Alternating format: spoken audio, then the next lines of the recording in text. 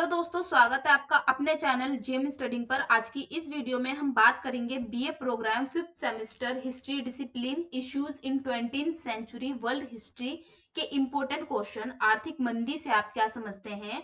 आर्थिक मंदी के कारणों की व्याख्या कीजिए। तो सबसे पहले हम ये जानेंगे कि जो ये आर्थिक मंदी है ये क्या है।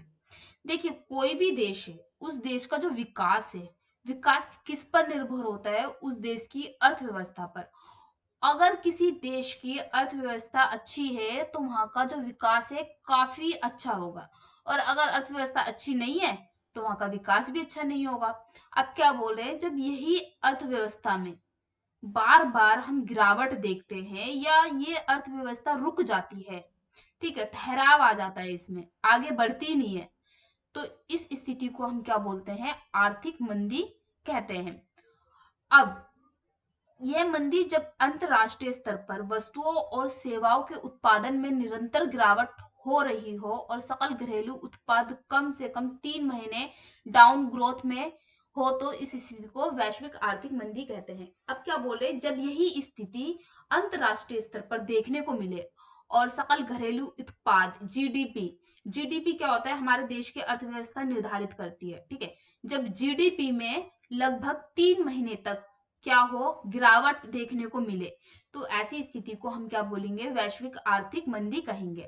अब अगर हम आर्थिक मंदी के इतिहास पर नजर डालें तो सबसे भीषण आर्थिक मंदी 1929 से 1939 के समय देखी जाती है। सन 1929 में लगभग शुरू हुई और 1939 तक जारी रही, ठीक है।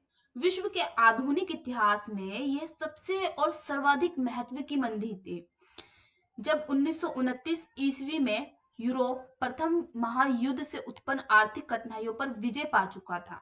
अब क्या बोले, देखिए, यूरोप में प्रथम विश्व युद्ध हुआ था, ठीक है, और उस टाइम पे क्या हुआ था, जो यूरोप की आर्थिक स्थिति थी काफी खराब हो चुकी थी। तो ये बोल रहे कि 1929 में जब उसने अपनी आर्थिक स्थिति पर नियंत्रण पाया, लगभग सभी देशों का बजट संतुलित हुआ, ठीक है। युद्ध हुआ, युद्ध से क्या हुआ, बजट में गिरावट आई, तो उससे क्या हुआ, उन्होंने उसको संतुलित किया, उनकी मुद्राओं को संतुलित किया, ठीक है, और कारखानों में उत्पादन भी बढ़ने लगा। जो प्रथम विश्व युद्ध था उससे कारखानों में उत्पादन भी घटा था, ठीक है, मुद्राएं भी असंतुलित हो गई थी। तो जब ये सब चीजें संतुलित हुई और रूस भी क्रांतिजन्य भीषण कठिनाइयों पर विजय प्राप्त कर अपने नव निर्माण की योजनाओं को क्रियान्वित करने में जुटा हुआ था। अब क्या बोल रहे हैं कि रूस जो है, रूस में बोल्शेविक क्रांति हुई थी 1917 में, ठीक है। उसने क्या किया, उसी समय इतनी मुश्किल क्रांति, इतनी विभीषण क्रांति को क्या किया, विजय प्राप्त की, ठीक है, और अपनी नई योजनाओं को क्रियान्वित करने में जुटा हुआ था, ठीक है। फिर क्या हुआ, जर्मनी जो थी वो अपने पैरों पर खड़ा हो गया था, क्योंकि प्रथम विश्व युद्ध के बाद जर्मनी पे इतने सारे प्रतिबंध लगाए गए थे, उसको इतना हर्जाना देना पड़ा था। तो इन क्या कह रहे हैं कि 1929 तक आते आते जर्मनी भी खड़ा खड़ा हुआ अपने पैरों पर, ठीक है। रूस ने भी विजय प्राप्त करी और नई योजनाएं बनाने लगा। यूरोप जो था उसकी आर्थिक जो स्थिति थी वो थोड़ी सुधरने लगी, ठीक है, बजट थोड़ा सुधरने लगा, ठीक है, वहां की जो मुद्राएं असंतुलित थी वो संतुलित होने लगी, कारखानों में थोड़ी बढ़ोतरी होने लगी। लेकिन जब 1929 में आया, संसार की परिस्थितियां क्या हुई, अचानक से बदल गई। जो ये सब कुछ अच्छा अच्छा हो रहा था, अब ये क्या हो गया, बदल गया। संयुक्त राज्य अमेरिका के शेयर बाजार में इतनी जोरदार गिरावट प्रारंभ हुई कि उसके परिणाम स्वरूप सभी वस्तुओं की कीमतें भी तेजी के साथ गिरने लगी, ठीक है। ऐसी गिरावट देखने को मिली कि जितनी भी वस्तुएं थी उसकी कीमत भी तेजी के साथ गिरने लगी। भाई, कोई वस्तुएं बहुत ज्यादा महंगी है तो वो क्या हो गई, बहुत ज्यादा सस्ती हो गई। सभी क्षेत्रों में मुद्रा का मूल्य भी गिरने लगा। बैंकों के लिए रुपया अदा करना कठिन हो गया। अनेक बैंकों का क्या हुआ, दिवालिया निकल गया। बहुत से उद्योग धंधे बंद हो गए और लाखों मजदूर बेकार हो गए। अब क्या बोल रहे हैं कि ऐसी स्थिति आई कि वस्तुओं की जो संख्या, वस्तुओं का जो मूल्य था उसमें गिरावट देखने को मिला, ठीक है। देशों की मुद्रा जो थी उसमें भी गिरावट देखने को मिला, उनके मूल्य में गिरावट देखने को मिला। जो बैंक थे उनका दिवालिया निकल रहा था, जो धंधे थे, उद्योग धंधे थे, वो सब क्या हो गए थे, बंद हो गए थे। जो मजदूर थे वो बेरोजगार हो गए थे और बड़े बड़े गोदामों में सामान भरा पड़ा था, परंतु ग्राहकों का भारी अभाव था। कि सामान तो बहुत सारा था, लेकिन ग्राहक उस सामान को खरीदने की स्थिति में नहीं थे, उनके पास पैसा नहीं था उस टाइम पे। ठीक है, सामान है लेकिन पैसा नहीं है। ठीक है, लोगों को सभी प्रकार के सामान की आवश्यकता थी, परंतु उनके पास पैसा ही नहीं था। जनता की दयनीय आर्थिक स्थिति के कारण सरकारें पूरी कर भी वसूल नहीं कर पाती थी। अब लोगों की इतनी आर्थिक स्थिति इतनी ज्यादा खराब थी कि सरकार भी कर नहीं वसूल पाती थी, जिससे उनके आय में भारी कमी आई। अब इससे क्या हुआ, जो सरकार की आय है उसमें भी भारी कमी देखने को मिली। बजट असंतुलित हो गए। कनाडा के खेतों में अनाज तथा ब्राजील के खेतों में कहवा की उपज जलाई जाने लगी। इतना ज्यादा अनाज हो गया था कि जो उनकी उपज थी वो जलाई जाने लग गई। इस भयंकर आर्थिक संकट ने संसार का व्यापार भी आधा कर दिया था। कि एक चीज पूरी है और पूरी में से आप आधा कर दो, इतनी खतरनाक मंदी थी ये। ठीक है, ये भीषण आर्थिक मंदी 1929 में शुरू हुई थी, 1931 में अपनी चरम सीमा पर थी और काफी उपचार के बाद 1934 तक इसका प्रभाव बना रहा। यह ठीक है कि पूंजीवादी व्यवस्था में उतार चढ़ाव आता ही रहता है, परंतु ऐसी मंदी विश्व इतिहास में पहले कभी ना आई थी। यह एक अभूतपूर्व घटना थी जिसने समूचे विश्व को क्या करा, विशेषकर यूरोप को पूरी तरह से डस लिया था। जैसे सांप डस लेता है ना किसी चीज को, ऐसे ही यूरोप को इस मंदी ने क्या करा, पूरी तरह से डस लिया। वहां की स्थिति बहुत ज्यादा बेकार हो गई थी, लोग बेरोजगार हो गए थे, कारखानों में क्या था, नौकरी नहीं थी कारखानों में। ठीक है, कारखाने बंद पड़ने लगे थे। सामान था लेकिन खरीदने के लिए पैसा नहीं था, तो जो अनाज थे वो भी खराब होने लगे थे। ठीक है, अब देखिए इनके कुछ कारण है, जैसे महायुद्ध से उत्पन्न परिस्थितियां। कुछ विद्वानों के अनुसार आर्थिक मंदी का एक मूल कारण प्रथम विश्व युद्ध से उत्पन्न परिस्थितियां हैं। इन लोगों का तर्क है कि इससे पूर्व लड़े गए युद्धों, नेपोलियन के युद्ध, अमेरिका का गृह युद्ध और फ्रैंको प्रिशियन युद्ध के बाद भी आर्थिक संकट आया था। इसी प्रकार प्रथम महायुद्ध की समाप्ति के बाद भी ऐसा होना स्वाभाविक था। इसी कारण बतलाते हुए जेबी कार्डलिफ ने लिखा है कि युद्ध के समय सैनिक सामग्री की मांग बढ़ रही थी। जो युद्ध हो रहा था उस टाइम क्या था, जो सेनाओं में जो सामान प्रयोग किए जाते हैं उसकी क्या हो रही थी, मांग बहुत ज्यादा बढ़ने लगी थी। उद्योग का विस्तार होता है, बहुत से लोग सेना में भर्ती हो जाते हैं, अतः मजदूर की दर, रोजगार तथा मुनाफे में वृद्धि होती है। अब देखो क्या होता है कि यहाँ पर तो सेना में बहुत सारे लोग भर्ती हो गए।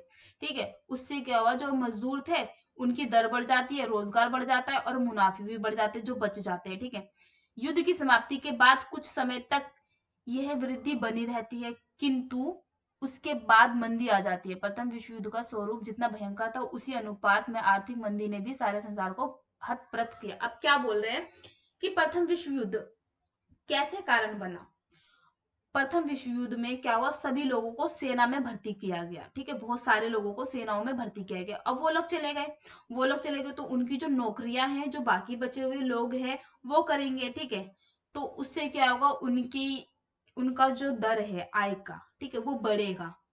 बड़ा यहाँ पर अब ये देख सकते हो आप, एक छोटी संख्या है और एक बहुत ज्यादा बड़ी संख्या है। छोटी संख्या है तो वहां पर जो पैसा है, पैसा ज्यादा मिलेगा। ठीक है, सरकारी नौकरी और प्राइवेट नौकरी की तुलना कर सकते हैं यहाँ पर हम, कि सरकारी नौकरी में संख्या क्या होती है, कम होती है, तो उसकी जो आय दर होती है वो ज्यादा होती है, और प्राइवेट जो नौकरी होती है उसमें संख्या ज्यादा होती है, तो उसकी जो आय दर होती है वो क्या होती है, कम होती है। उसी प्रकार से हुआ, सेना में बहुत सारे लोग चले गए और जो लोग बचे उनकी आय दर क्या हुई, बढ़ी।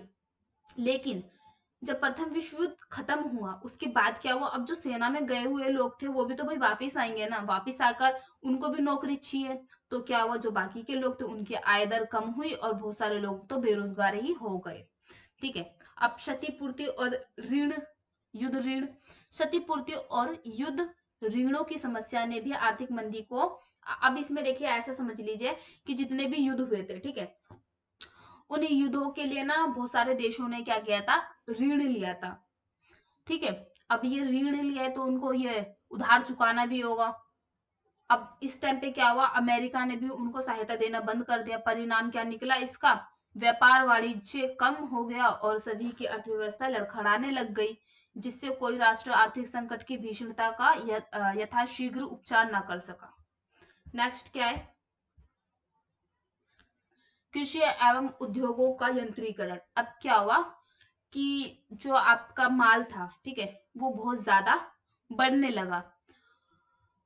बढ़ने लगा तो उसके लिए क्या करा हम लोगों ने नहीं, जो वो लोग थे उन लोगों ने युद्ध हो गया उद्योगों में, ठीक है, उद्योगों में क्या करा, मशीनीकरण लेकर आ गए। अब जब ये लोग मशीनीकरण लेकर आए तो उससे जो माल की उत्पत्ति है बहुत ज्यादा होने लगी, ठीक है, क्योंकि ज्यादा माल करेंगे तो हम सस्ते दामों में भी बेच सकते हैं। अब इससे क्या हुआ, जो लोग थे वो बेरोजगार हो गए। जैसे कि यहाँ पर लिखा है, आर्थिक मंदी का मुख्य कारण था युद्ध काल में बढ़ती हुई मांग को पूरा करने के लिए क्या करा गया, कृषि उद्योग क्षेत्र में बढ़ाने के लिए इसको यंत्रों का प्रयोग किया गया। अब वैज्ञानिकीकरण से उत्पादन में तो बहुत ज्यादा वृद्धि हुई। इस समय विलियम ग्रीन ने लिखा कि 1919 में श्रमिक जिस काम को 12 घंटों में करते थे, अब 1930 में को 30 घंटों में करने लगा। 52 घंटों में करते थे, और मशीन जो आई वो 30 घंटे में करने लगी। परंतु इससे क्या हुआ, बेकारी बढ़ी, ठीक है, बेरोजगारी बहुत ज्यादा बढ़ी। बेकारी बढ़ने से उत्पादन के मूल्यों में भी गिरावट आई। अब लोगों के पास काम है नहीं तो सामान कैसे खरीदेंगे, तो जो उत्पादन है, जिसका उत्पादन हुआ उसका जो मूल्य था वो भी लोगों के हिसाब से क्या हुआ, तय किया गया, ठीक है। यह एक संयोग की बात थी कि औद्योगिक एवं कृषि के क्षेत्र में मंदी ऐसे समय आई जबकि कई देशों की आर्थिक स्थिति एवं आर्थिक क्षमता में भारी कमी आ चुकी थी, ठीक है, ये देख लेना। नेक्स्ट क्या है, उत्पादन की अधिकता और क्रय शक्ति में गिरावट। अभी इस टाइम पे क्या हुआ था, मशीन आ गया था, ठीक है, मशीन से क्या हो रही थी, उत्पादन जो है वो बहुत ज्यादा हो रहा था, ठीक है, लेकिन लोग बेरोजगार है, ठीक है, तो वो कहाँ से खरीदेंगे, तो जो उसकी क्रय शक्ति थी उसमें गिरावट आई, ठीक है, उत्पादन का जो मूल्य था वो क्या हो गया, गिरने लग गया। जैसे देख सकते हैं आप, प्रथम विश्व युद्ध के दौरान तथा कुछ वर्षों बाद तक उत्पादन में निरंतर वृद्धि हुई, ठीक है, बहुत ज्यादा वृद्धि हुई। दूसरी तरफ बेरोजगारी भी उतनी ही तेजी से वृद्धि हुई। अब बेरोजगार लोग हैं तो वो सामान कहाँ से खरीदेंगे, सामान खरीदेंगे नहीं तो उनका घर कैसे चलेगा, और अगर जो सामान बेचेंगे नहीं तो उनका घर कैसे चलेगा, तो वो क्या कर रहे थे, जो उनका उत्पादन था, ठीक है, उसमें क्या कर रहे थे, उनका जो मूल्य था उसको गिरा रहे थे। नेक्स्ट क्या है, स्वर्ण की कमी, सोना, ठीक है, अनेक अर्थशास्त्रियों का मत है कि विश्वव्यापी आर्थिक संकट का एक मुख्य कारण बहुत से देशों में स्वर्ण की कमी थी। युद्ध काल में अमेरिका ने क्या करा, अपने व्यापार वाणिज्य से काफी मुनाफा कमाया और उसने अपने बाजारों के सामान खरीदने के लिए मित्र राष्ट्रों को कर्ज दिया, ठीक है, अब कर्ज दिया, अब उसको क्या करना था, कर्ज वापस लेना था अपना। तो उस टाइम पे क्या था, जो मित्र राष्ट्र थे उनकी तो आर्थिक स्थिति इतनी बेकार हो गई थी कि वो कर्ज कहाँ से देते हैं। तो उन अब जो अमेरिका है उसको पैसा देना था, उनको पैसा उनके पास था नहीं, तो जितनी भी सोना था तो लोगों ने क्या करा, देशों ने अमेरिका को पैसों के बदले सोना देना स्टार्ट करा। अब जब सोना देना स्टार्ट करा तो उन देशों के पास क्या हुई, सोने की भी कमी हो गई। वैसे युद्ध काल में बहुत से देशों ने स्वर्ण मान का परित्याग कर दिया। 1923 से 1924 की अवधि में अधिकांश देशों ने स्वर्ण मान को पुनः अपना लिया। क्षतिपूर्ण का अधिकांश भाग फ्रांस को प्राप्त हो रहा था और अमेरिका को युद्ध ऋण का, अतः धीरे धीरे संसार का 60% सोना अमेरिका और फ्रांस में जमा हो गया, क्योंकि ये ऐसे देश थे ना जिन्होंने उधार दे रखा था, और उधार भी किसी ना किसी तरीके से तो चुकाना है। अब पैसे नहीं है, पैसे के बदले आप कुछ और दो, तो देशों ने क्या करना स्टार्ट करा, सोना देना स्टार्ट करा, जिसके कारण क्या हुआ कि जो 60% अलग अलग देशों का सोना था वो अमेरिका और फ्रांस के पास जमा होने लग गया। इसका अंतरराष्ट्रीय व्यापार पर घातक प्रभाव पड़ा।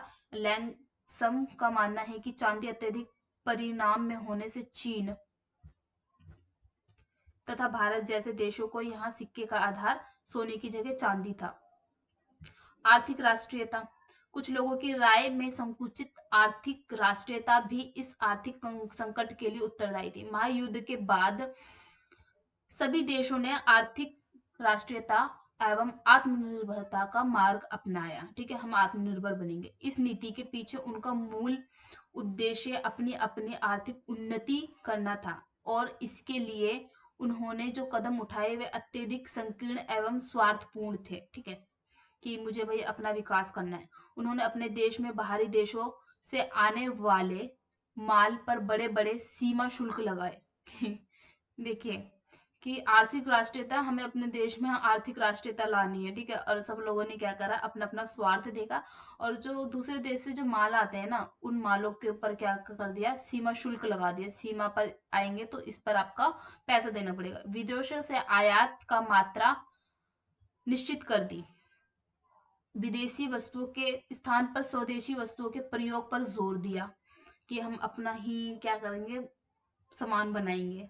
नए नए आप्रवास नियंत्रण संबंधी कानून लागू किए तथा विदेशी राज्यों के विरुद्ध अन्य कई प्रकार से आर्थिक पक्षपात की नीति आई। मतलब सीधा सा है कि विदेशों का यहाँ पर संघर्ष नहीं, विदेशों का यहाँ पर विरोध किया गया, ठीक है। अब जब आप विदेशों का विरोध करोगे तो वहां का जो सामान है उस पर क्या कर दिया उन्होंने, बहुत ज्यादा कर लगा दिया, ठीक है, टैक्स लगा दिया, ठीक है। और क्या करा, अपने ही देश में माल बनाने लगे, और अपने देश का माल बनेगा तो ऑब्वियसली क्या होगा, महंगा होगा, ठीक है, क्योंकि विदेश से जो हमें पड़ता है वो थोड़ा सस्ता पड़ता है। तो इसके कारण क्या हुआ, और भी ज्यादा आर्थिक स्थिति को देखने को मिला। नेक्स्ट क्या है आपका, बाल स्त्रीय संकट। इन सभी कारणों ने आर्थिक संकट की पृष्ठभूमि तैयार कर दी थी। अक्टूबर 1929 में अमेरिका के प्रसिद्ध शेयर बाजार वाल स्ट्रीट में अचानक शेयरों का मूल्य क्या हुआ, बहुत ज्यादा 50% अरब डॉलर गिर गया। तत्कालिक कारण बन गया। अमेरिका के अर्थ विशेषज्ञ प्रोफेसर फाकनर के अनुसार महायुद्ध के बाद अमेरिका की समृद्धि तेजी से बढ़ी। या पढ़ लेना, ठीक है। और एक कारण आप इसमें पता है और भी लिख सकते हो, जैसे कि व्यवसाय का चक्र हो गया, ठीक है। व्यवसाय के चक्र के कारण भी आर्थिक संकट देखने को मिलता है। साम्यवाद का उत्थान हुआ, ठीक है। तो ये थे इनके कारण। आई होप आपको समझ में आए होंगे। अगर वीडियो अच्छी लगे तो चैनल को लाइक सब्सक्राइब कर देना, अच्छी ना लगे तो कोई नहीं, ठीक है। Thank you.